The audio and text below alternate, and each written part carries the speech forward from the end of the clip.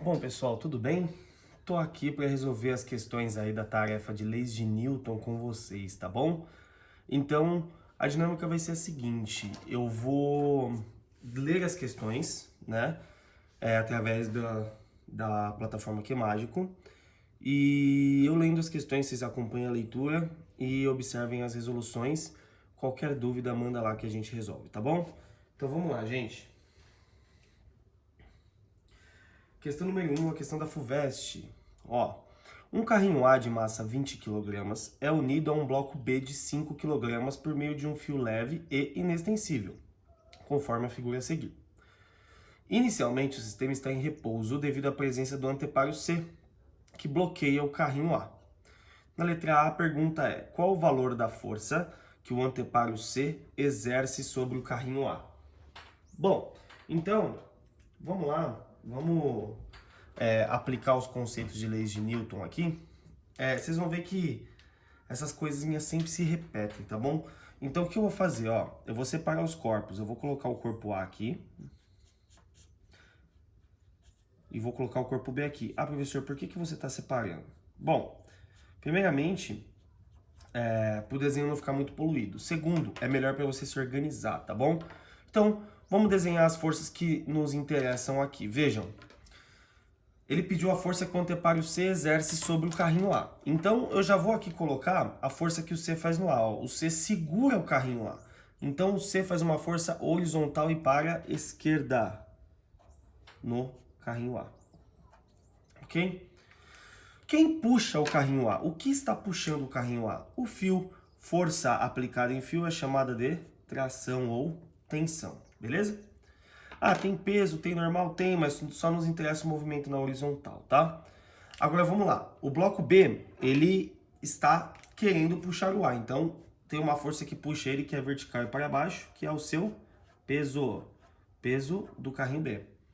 Quem segura ele aqui, ó, é o fio. O fio é dado por tração aqui, beleza, gente? Então, a partir do momento que você desenha as forças, você está apto e apta a montar a segunda lei de Newton, tá bom? Na letra A, a pergunta é a força que o anteparo C exerce no carrinho A.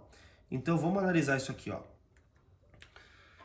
Se tá tudo em repouso, eu posso afirmar que as forças são iguais, né? Porque se eu puxo o cara com uma força para a direita e com a mesma força para a esquerda, ele não anda, tudo bem? Então, eu vou afirmar que a nossa F pedida é exatamente igual ao vetor T, a tração que está sendo feita no corpo A. E também posso afirmar que, para o corpo B, o peso que está puxando para baixo é exatamente igual à tração que o segura, ok? Então veja, para que eu consiga calcular o F, é necessário o valor da tração. Então, como que eu calculo a tração? Olhando para quem? Para o peso do corpo B. O peso do corpo B aqui, ó. Vou em busca do valor do PB, porque eu sei que a tração é igual a PB. Então, vamos puxar aqui, ó. Tração seria igual ao quê? Como calcula peso, gente? Massa vezes gravidade. Então, a tração aqui será dada por massa do corpo B, 5 kg, certo? E a tração é... desculpem, o G é 10, portanto, a tração vale 50 newtons. Sabendo este valor, basta que você substitua-o exatamente aqui para que você ache o valor de F. Então, o nosso querido F será igual a T, que é exatamente igual a 50 newtons. Beleza, gente? Essa aqui é a resposta da letra A, 50 newtons. Vamos ver o que a FUVEST pediu na letra B? Vamos ver aqui, ó. Na letra B é pedido o seguinte, ó. Retirando o anteparo C, com que aceleração o carrinho se movimenta? Então vamos lá.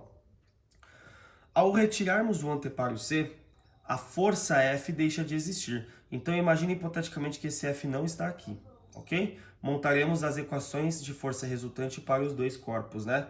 Já que ele me pede a aceleração, nós precisamos montar a força resultante. Então, se não existe o F, a única força atuando no corpo A é a tração. Então, a tração é igual a massa vezes a aceleração do corpo, ok? Agora, aqui, ó, pro B, quem ganha é PB. Então, como isso aqui é uma soma vetorial, quem ganha é menos quem perde, né? Então, PB menos T é igual a massa, aqui é a massa de A, tá, gente? Massa do B vezes a aceleração do sistema. Aqui, ó. Podemos agora simplesmente somar as equações, né? Isso aqui é um sisteminha. Ao somarmos mais T com menos T, corta, né? E aí nos sobra peso de B, que é mB vezes G, igual a aceleração que multiplica MA mais MB. Então vamos fazer essa continha, galera. Ó, a massa do corpo B, 5, G, 10. A aceleração não sabemos, a massa do A é 20 e a do B é 5. Então isso aqui, 5 vezes 10, 50, igual a 25 vezes A. Portanto, 25 está multiplicando, ele vai para lá dividindo. Portanto, 50 dividido por 25 é o valor da sua aceleração. Então, o A tem valor de 2 metros por segundo ao quadrado. 2 metros por segundo ao quadrado. Essa aí é a questão, o item B da questão número 1, questão da FUVEST, tá bom, gente? Agora, questão número 2, uma questão de polias, tá? Vou ler para vocês aqui. Aqui, questão da UEMA, Estadual do Maranhão, ó. Na figura abaixo, o corpo M1 tem massa de 6 kg, já anotei aqui para vocês, ó. E o corpo de M2, 10 kg. A polia, sem atrito, tem massa desprezível. Calcule a indicação do dinamômetro D quando o sistema entrar em movimento. Então, pera aí. Ele quer a indicação do dinamômetro, gente. O dinamômetro, ele nada mais é do que um marcador de forças, tá? Ele é um aparelho que ele marca a força que está sendo feita sobre ele. Ele tem uma molinha dentro dele, quando você puxa, ele marca o valor da força. Então, aqui a gente tem que analisar o seguinte: onde está o dinamômetro? Qual força ele irá marcar? Então vamos pensar nesse conceito primeiro, ó. O dinamômetro ele está colocado no fio. Portanto, o dinamômetro, nessa questão, ele irá marcar o valor de quem? Como é o nome da força aplicada em fio? Tração ou tensão, né? As duas formas estão corretas de ser chamada esta força aplicada a um fio inextensível. Tração ou tensão.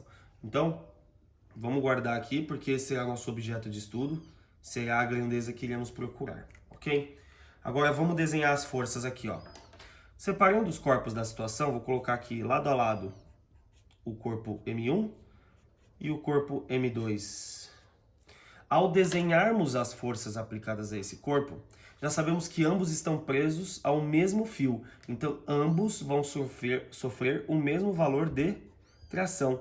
Então você não vai diferenciar, você vai chamar de T e T.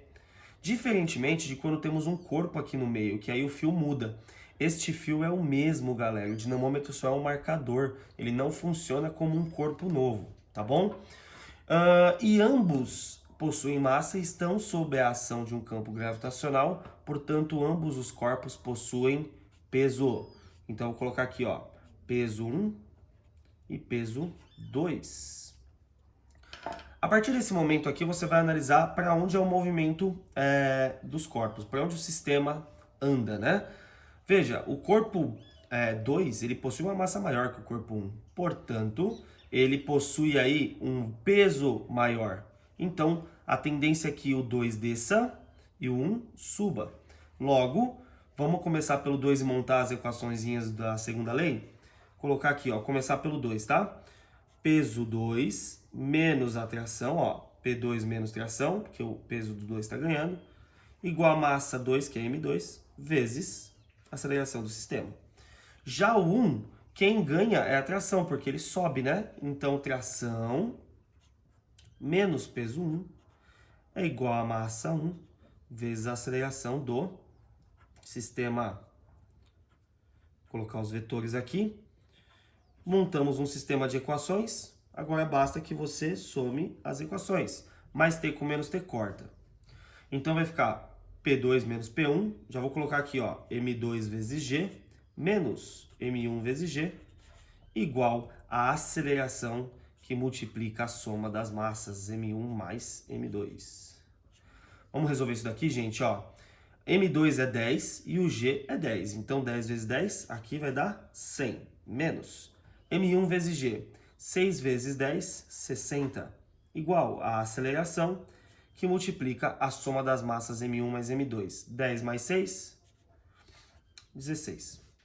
Então, a nossa conta aqui, 100 menos 60, 40, igual a 16A. Portanto, o nosso A é 40 sobre 16. Dá para simplificar por 4 aqui, né, gente? Dá 10 quartos.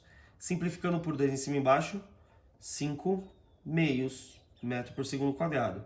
Mas ele pediu a marcação do dinamômetro, hein, gente? Então, se ele quer a tração, vamos voltar em qualquer uma das duas expressões. Eu vou voltar aqui na expressão 2, que tem um valor de massa mais tranquilo de ser trabalhado, tá? Então, vamos para a resposta aqui, ó. Vou usar a expressão do corpo 2. Vamos lá. Peso 2 já calculamos aqui, ó. É 100. Não sabemos o valor da tração. Massa 2, 10. E a aceleração, 5 meios. Então, aqui fica menos T igual 10 vezes 5, 50. Dividido por 2, 25. Mais 100 vai para lá, menos 100. Portanto, menos T equivale a menos 75. Logo, portanto, concluímos que tração é igual a 75 newtons. O valor que o dinamômetro marcará é de 75 newtons de força. Tudo bem? Vamos ver agora a questão de número 3. Vou trocar minha folha aqui, ó.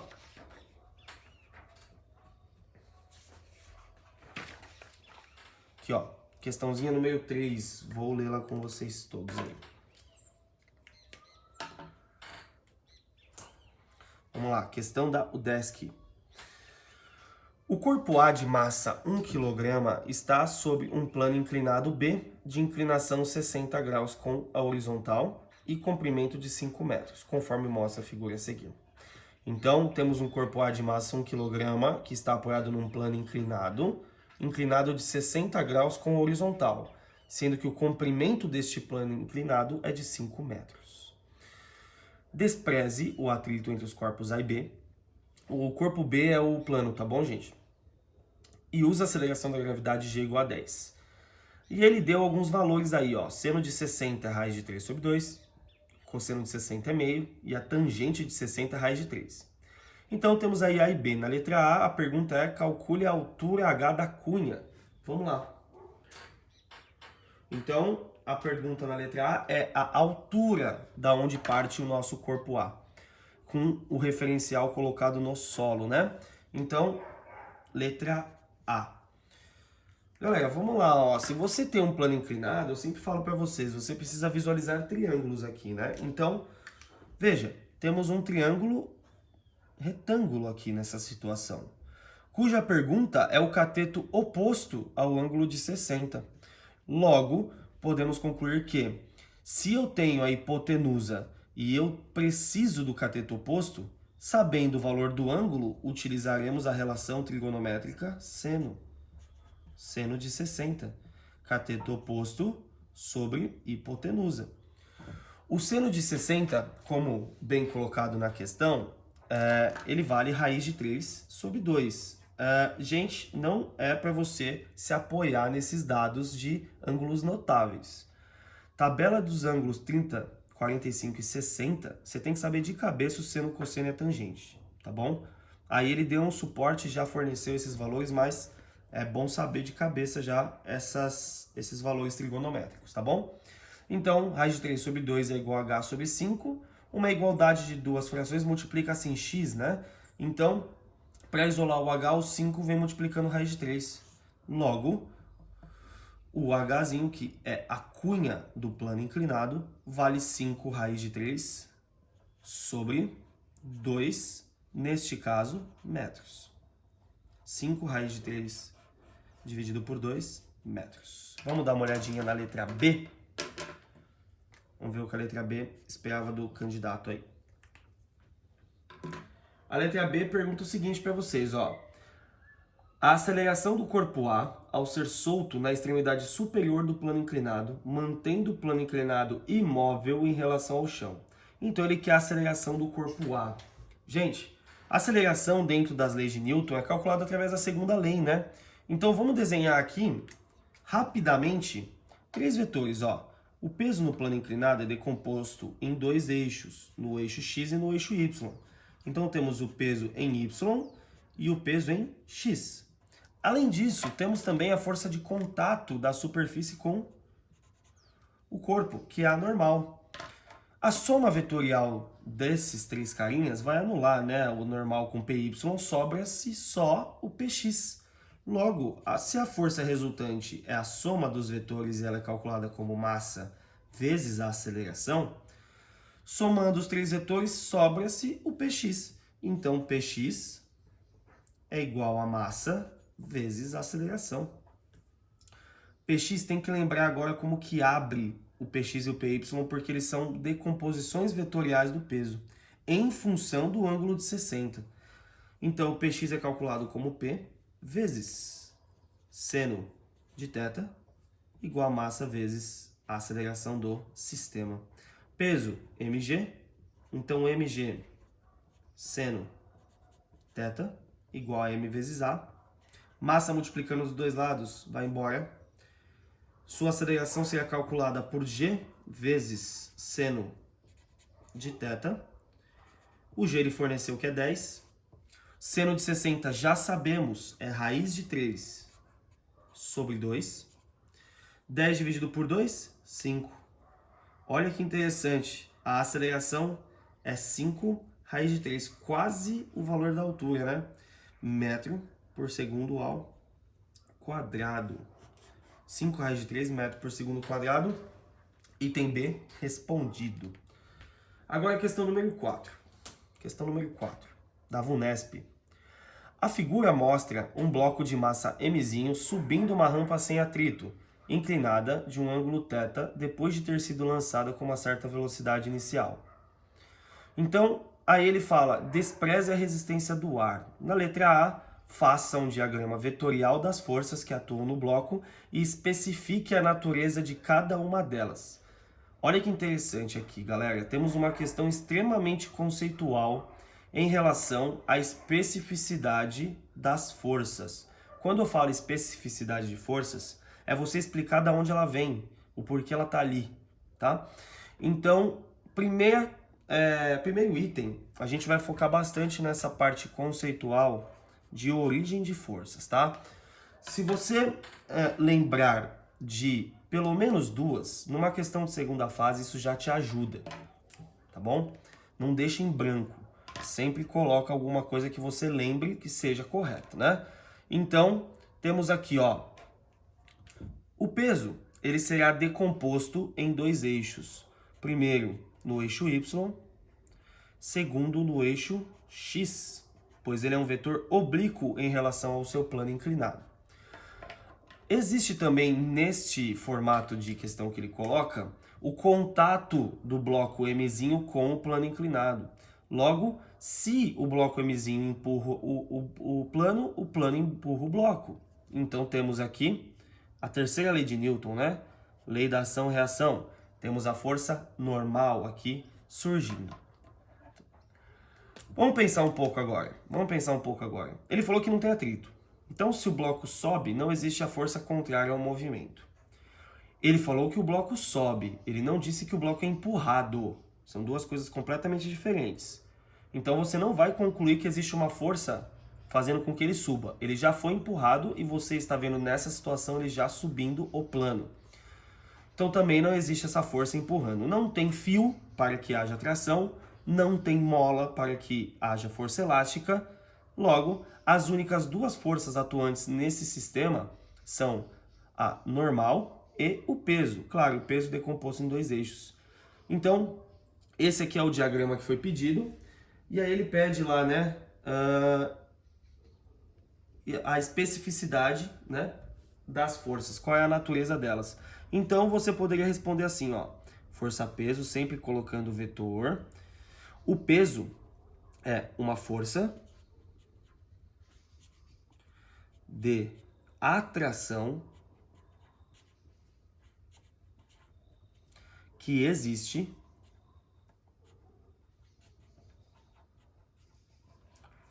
devido à existência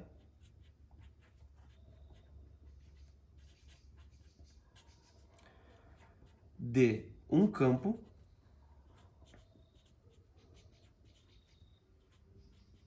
gravitacional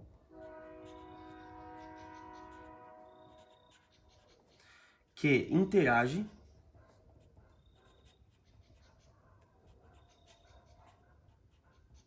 com a massa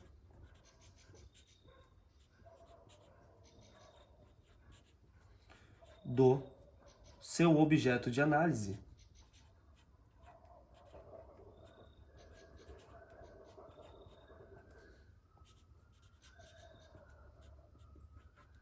Ok, gente? Então, força-peso. Força de atração que existe devido à existência de um campo gravitacional que interage com a massa do seu objeto de análise.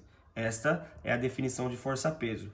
Se te pedissem a orientação do peso, você teria que falar que é sempre vertical e para baixo, sempre colocando a direção em sentido, beleza? Agora, a força normal.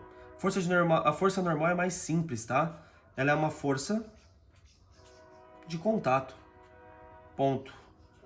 Única e exclusivamente essa forma de definir. Normal é força de contato, ok? Especificando a natureza das forças aqui. Agora, letra B. Vamos ver a pergunta na letra B.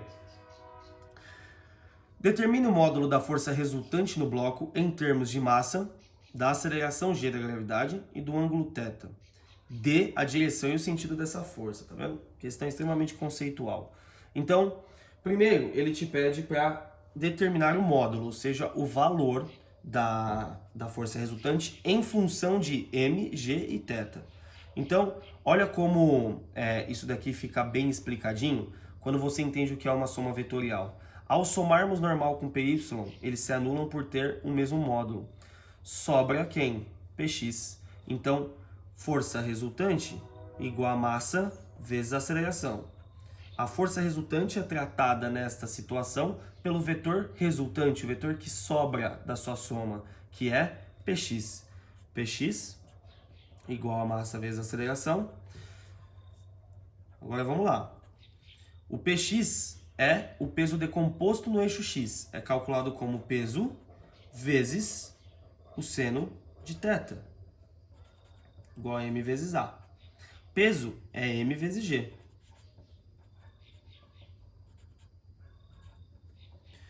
Então, olha só. A partir do momento que você escreve estas variáveis, olha o que você fez. Você acabou de colocar a força resultante Px em função da massa, do g e do ângulo, que foi exatamente o que ele pediu. Mas não acabou a questão, ele pede a direção e o sentido. Em relação ao chão, você vai ter que adotar um referencial para responder essa questão. Ou você adota o chão como referencial, ou o seu plano inclinado. Adotar o plano inclinado é mais simples, porque quando ele te pede a direção da força resultante, é a direção do Px. Então, para a direção, você pode escrever que é paralela ao plano inclinado. E o sentido desta força resultante? O sentido de Px. Quando o vetor é oblíquo, o sentido você pode pensar lá na rosa dos ventos, tá? Norte, sul, leste, oeste, sudeste, sudoeste, noroeste. Então, se a gente pensar no globo aqui, ó, e pensar nesse vetor, ele é oblíquo e para a esquerda, para baixo, para a esquerda, né? Então, aqui você tem a direção sudoeste, ou desculpem, o sentido sudoeste deste vetor. Tudo bem? Então tá aí uma questão bem completinha, uma questão bem conceitual, tá? Vamos ver agora a questão de número 5.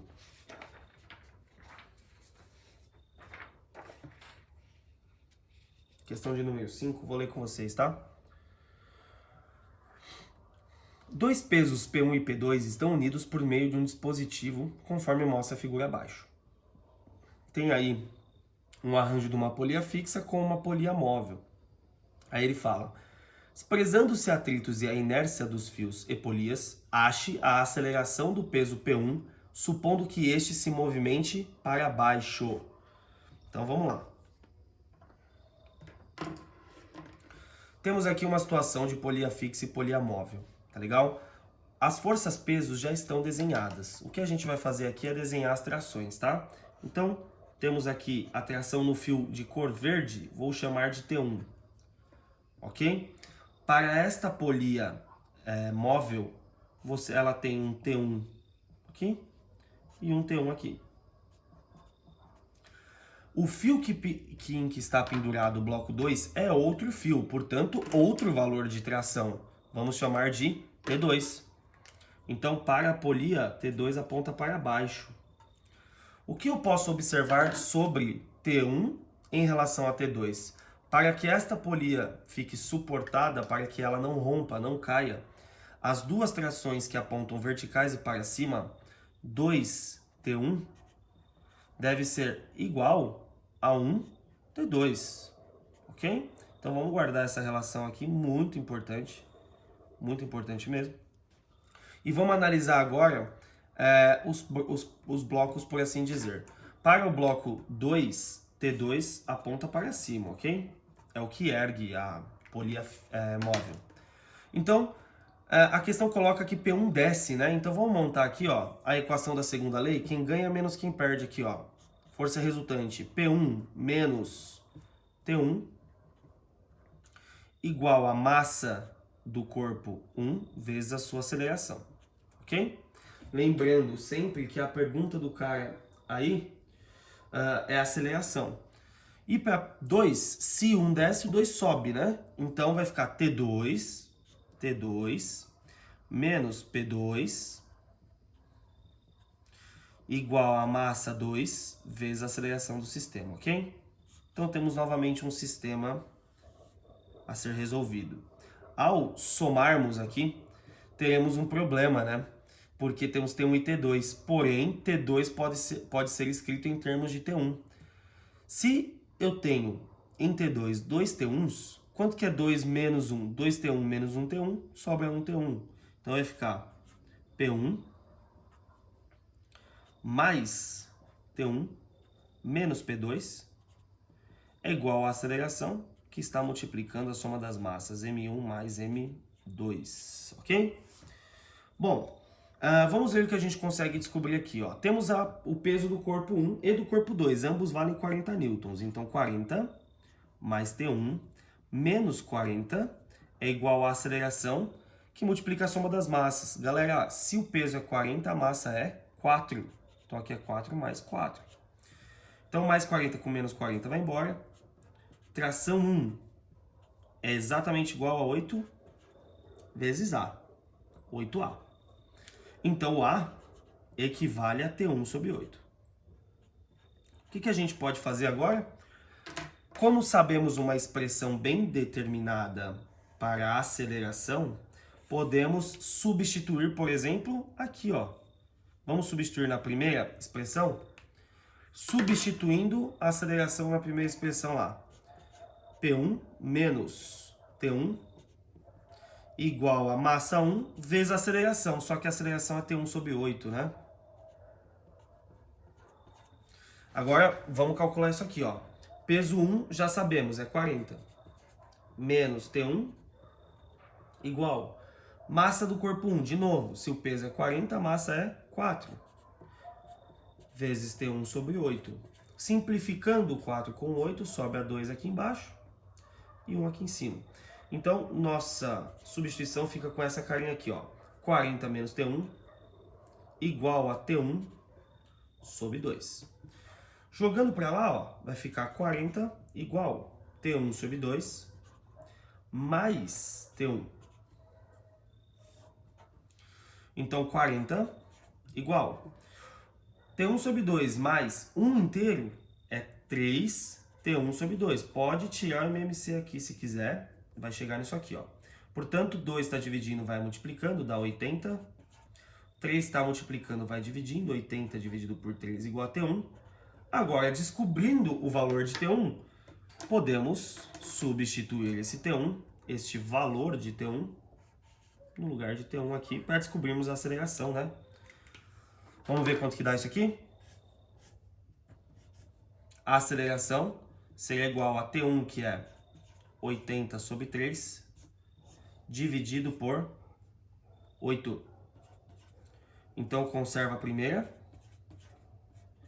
multiplica pelo inverso da segunda, corta o 80 com 8, sobe a 10 e 1. Nossa aceleração é 10 terços de metro por segundo ao quadrado. Respondida questão número 5. Mais uma vez, né? Equacionar com um conceito importante aqui de polias, né? Da polia móvel. Substituindo os termos, uma equação na outra, você consegue descobrir o valor da aceleração aí, tá bom?